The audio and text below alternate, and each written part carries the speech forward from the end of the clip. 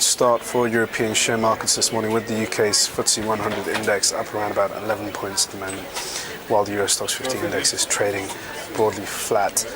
In the currency space, the euro is a little firmer against the dollar, while in the commodity space, gold is ticking slightly lower, as is oil. And when it comes to peripheral bond markets, both Spanish and Italian bond yields are relatively calm.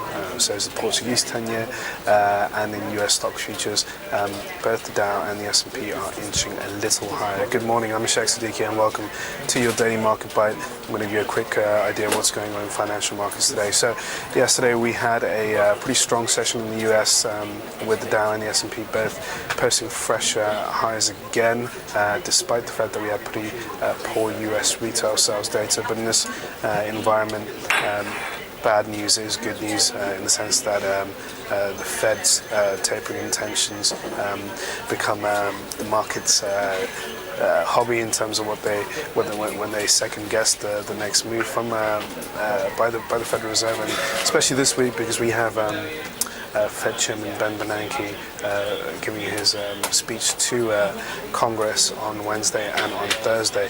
So a lot of focus on US data at the moment. So if it's bad data, investors take it as a sign that the Fed Chairman will refrain from unwinding stimulus just yet. Now, on the immediate picture, the European share markets haven't really reacted to the Asian session overnight, where we had stocks drifting mostly lower.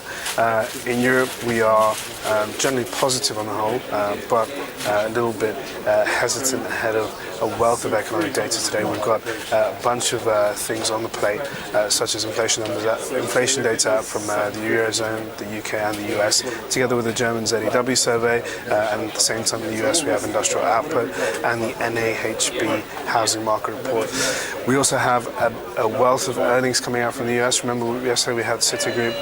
Citi posted stronger than expected numbers. So today we have Goldman Sachs, Charles Schwab, Johnson & Johnson, Coca-Cola, and after the US closing bell we have Yahoo reporting numbers. So those are all going to be very much in the market's focus in the next few hours. Until then, we are a little bit hesitant, and I'll speak to you tomorrow about those numbers and economic data tomorrow. Thanks for watching your Daily Market Bite. Cheers.